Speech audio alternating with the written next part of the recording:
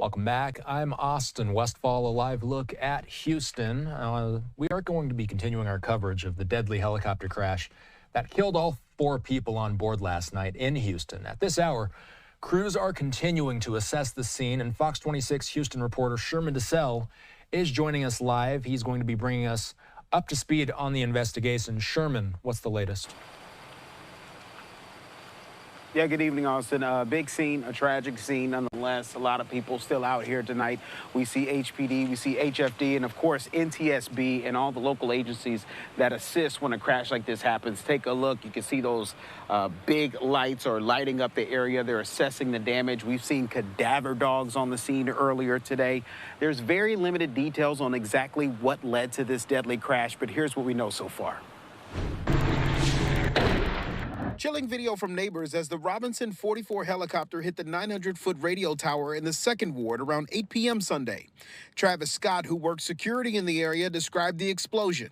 And before I knew it, it just exploded, and you just see the whole tower and helicopter just coming down all at once. Really feel bad.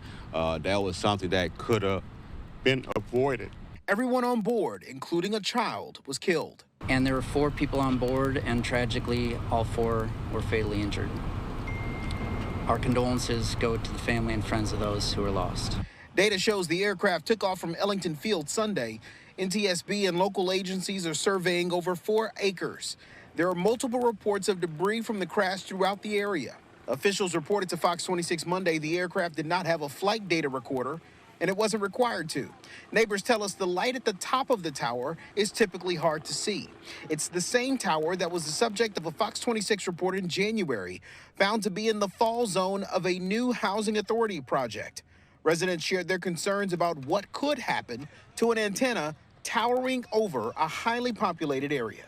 And there's an adjacent radio tower that they said was 300 feet tall.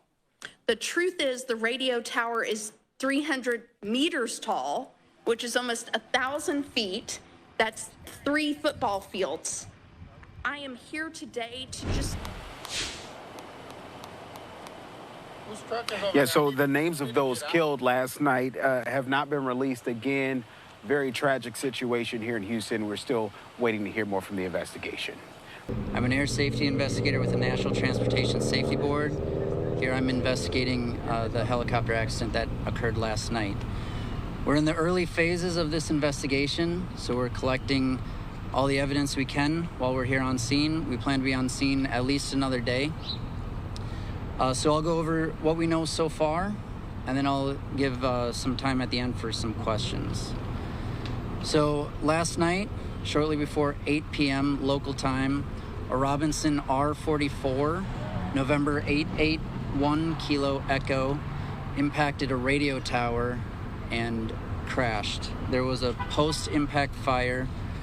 This helicopter departed out of Ellington Airport, and there were 4 people on board, and tragically, all 4 were fatally injured. Our condolences go to the family and friends of those who were lost. Today on scene, we have been collecting all the evidence we can. We'll be doing that for at least another couple hours tonight, and then we'll be back at it tomorrow. I need to give a shout out to the local law enforcement, the Houston Police Department, Houston Fire, local EMS and first responders did a great job securing this scene, and they continue to serve us on scene today. Like I said, we're still in the early stages, so we're just gathering all the evidence we can. It's a pretty complex scene, so we're being meticulous in how we approach this. I will be joined with additional investigators who are on their way now, and they will be here tomorrow on scene as well. The FAA has also been involved. They were here last night, and they are assisting throughout this investigation. We do have an outlet for people to give us witness reports that I'd like to mention. That can be done at emailing witness@ntsb.gov. We are aware of some surveillance videos, and if there are more we're interested in seeing those as well. Also, witness statements can go to that same email address. Future press briefings will be announced on our Twitter feed or X feed at NTSB Newsroom. With that, are there any questions? I have time for a few. What can you tell us about the notice to air missions that was in place for this particular tower? Okay, so the question was about notice to air missions, or NOTAMs as they're called.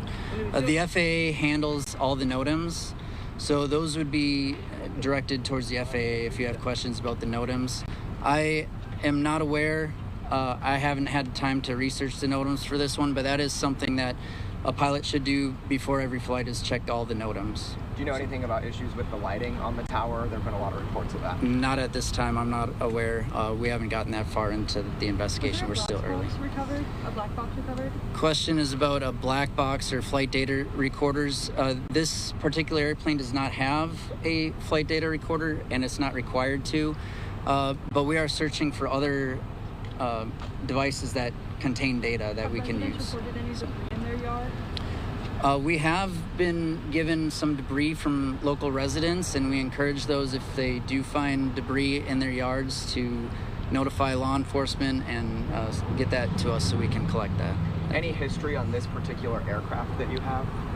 I don't have any history on it right now. Not that I can give. FAA keeps records of that, so you can talk to them about the history of that airplane or this helicopter. Any age or names of the victims? Local law enforcement will have that.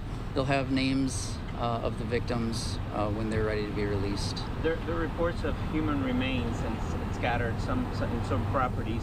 How confident are you that you're going to be able to gather every piece of evidence to put this together?